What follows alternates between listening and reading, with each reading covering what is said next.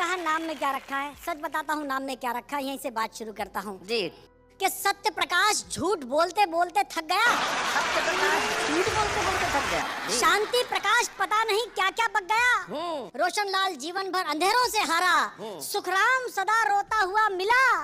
मांगी लाल नोटों पे सोता हुआ मिला। क्या बात। मिश्री लाल ने आज तक मिठाई का स्वाद नहीं चखा है, इसीलिए तो कहता हूँ भाई साहब नाम में क्या रखा है। बहुत अच्छे, बढ़िया बढ़िया भाई, अलग अलग ढंग से बातें होती है। आप तो भाई साहब बहुत अच्छे स्कूलों में पढ़े, नेहा जी आप और ज्यादा स्कूलों में अच्छी पढ़ी।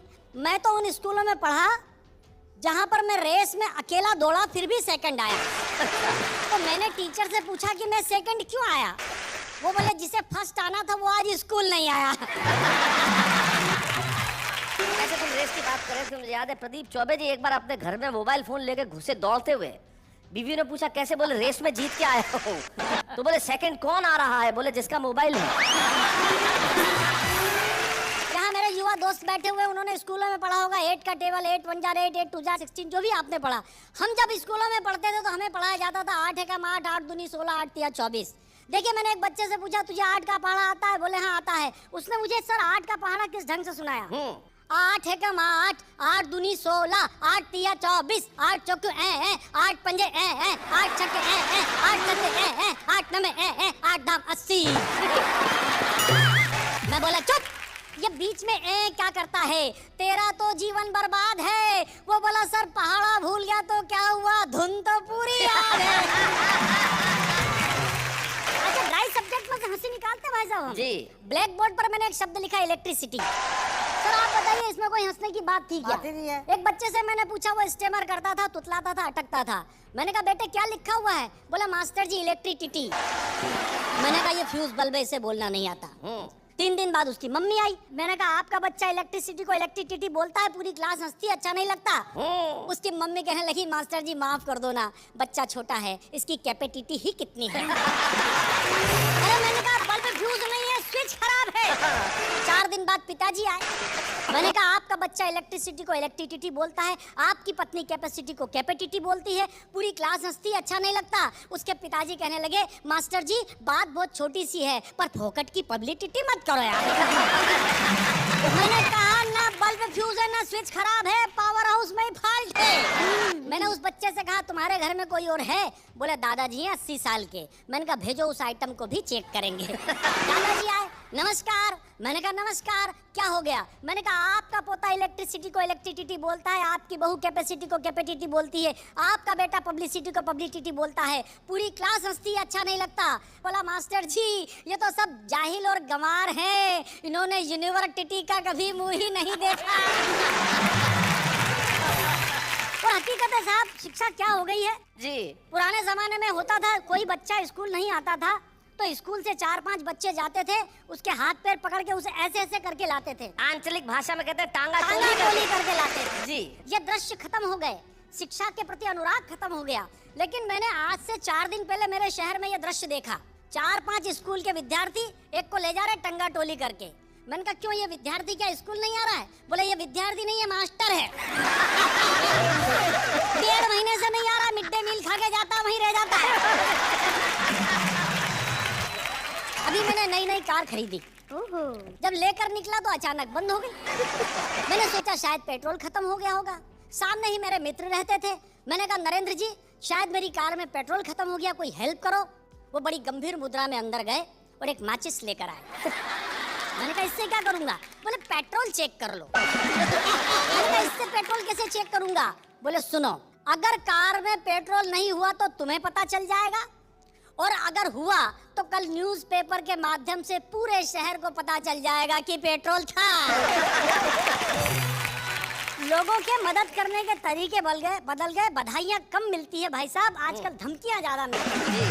धमकियों पर एक कविता फारूक भाई प्रदीप जी सुनिएगा कि पिछले दिनों एक धमकी भरा एसएमएस हमारे पास आया।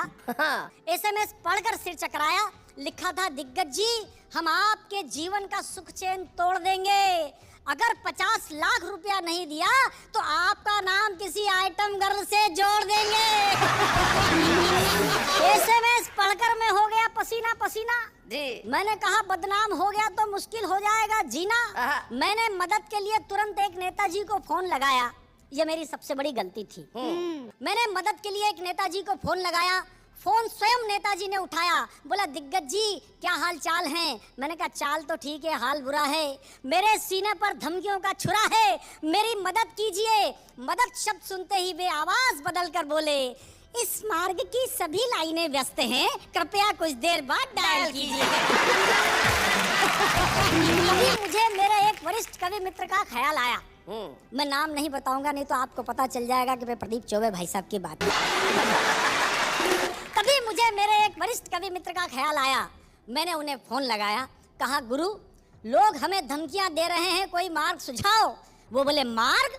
हम तो हाईवे सुझा देंगे।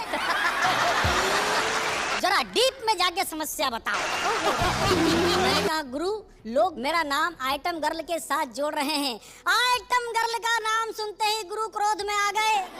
मुझे लगा कि आज तो धरती और अंबर हिल जाएगा। धीरे से आकर बोले, जिसने तुझे धमकी दी है उसका मोबाइल नंबर मिल जाएगा। मैंने कहा बिल्कुल मिल जाएगा गुरु। बोले फिर तू ही डायल कर, हो जा शुरू। डायल तो मैं भी कर सकता था, कोई डिफरेंस नहीं है, पर फिलहाल मेरे मोबाइल में बैलेंस नहीं है। फिलहाल मेरे मोबाइल में बैलेंस नहीं है। तो मैंने कहा गुरु क्या आप धमकी देने वाले को डराएंगे, धमकाएंगे या समझाएंगे? बोले न डराएंगे, न धमकाएंगे, न समझाएंगे, हम एक नई टेक्निक अपनाएंगे। तेरा नाम डिलीट करके हम अपना नाम जुड़वाएंगे। अचानक वे शायरी करने लगे, अरे हजारों साल नरगिस अपनी बेनूरी पर रोती है, तब कहीं जाकर चमन में एक फूल खिलता है। और सच बात तो यह है कि आम आदमी को आजकल बदनाम होने का मौका ही कहाँ मिलता है। मैंने जब परचून की दुकान खोली, उसमें घर का छोटा मोटा सामान मिलता हो जी। पहले ही दिन एक महिला माचिस खरीद के ले गई। बरसात के मौसम में माचिस थोड़ी सीली थी, वो जली रही, वापस करने आई। मैंने एक तीली निकाली और उसको थोड़ी देर तक अपनी दाढ़ी के ऊपर रगड़ा। माचिस सूख गई और मैंने जला के दिखाया। बोला माचिस बहन जी बहुत अच्छी, इसको ले जाओ। लेकिन महिला बिगड़ गई, बोली अब मैं माचिस से बिल्कुल नहीं ले जाऊंगी। मैंने कहा तर्क के आधार पर उत्तर दो, माचिस क्यों नहीं ले जाओगी जब जल रही है? तो उसने जो तर्क दिया वो मैं पढ़ता हूँ, सुनिएगा। कि ले गई खरीद कर माचिस नहीं जली, तो लौट के दुकानदार से वो लगी लड़ने। और तीली को निकाल कर रगड़ा जो दाढ़ी पर, फौरन ही तीली लगी आग को पकड़ने। तो बोली यह देख कर इसको न ले जाऊंगी, पैसे कर वापस न बात दे बिगड़ने। और इसको जलाने है तो घर से मैं आऊंगी क्या, मुझे रोज रोज तेरी दाढ़ी पे रगड़ने। अक्सर पति पत्नियों में नोक झोंक चला करती है। नोक झोंक जब ज्यादा बढ़ जाती है तो कभी कभी पत्नियां अटैचियां बांध लिया करती हैं। आप सब जानते हैं अटैची बांध करके पत्नी कहाँ जाती है? अधिकांश विश्वास पतियों को होता है कि मायके ही गई, लेकिन बताती नहीं। एक छंद वहां से निकलता जी कि झगड़े के बाद बोली मैडम अटैची बांध, मुझे किसी भांति इस घर में न रहना। और मैंने कहा गुस्सा छोड़ो, पति पत्नी है हम, हमें मिलजुल के है सुख दुख सहना। बोली झुंझला के इस घर से तो उत्तम है मेरे लिए जाके किसी नरक में दहना। और मैंने कहा अच्छा यदि नरक में जाती हो तो मम्मी जी से अपनी मेरा सलाम कहना।